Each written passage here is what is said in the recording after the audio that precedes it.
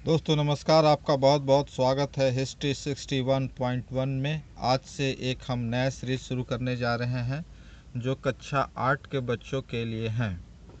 Bihar government का जो syllabus है उसके हिसाब से है ये कक्षा 8 के लिए, अतीत से वर्तमान के लिए, और भाग 3 है। आज हम पहला चैप्टर पढ़ेंगे बच्चों।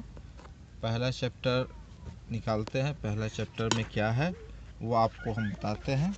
देखिए, अतीत से वर्तमान की ओर पहला चैप्टर की हम शुरुआत करेंगे और इसमें आप ध्यान से पढ़िए, अच्छे से समझिए। जहाँ नहीं समझ में आए वहाँ हमें बताइए, हम आपको बढ़िया से समझाने का प्रयास करेंगे।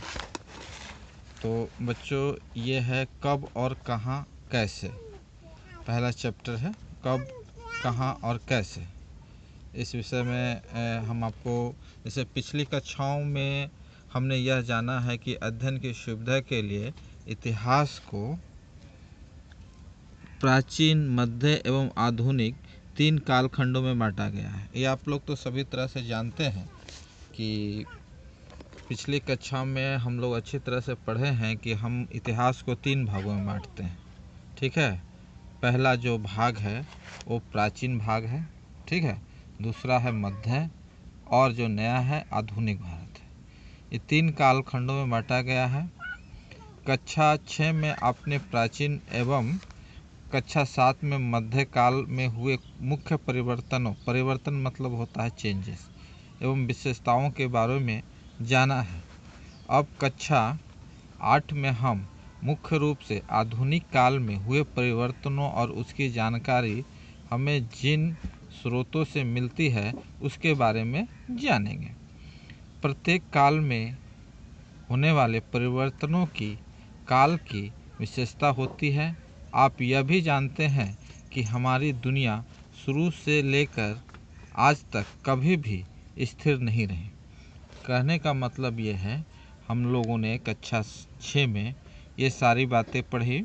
प्राचीन भारत का जो सामाजिक स्तर है वो कैसा था, वहाँ क्या क्या परिवर्तन हुए। उसके बाद हमने पढ़ा कक्षा 7 में कि मध्यकालीन भारत में किस तरह के परिवर्तन आए और क्या बदलाव हुए समाज में।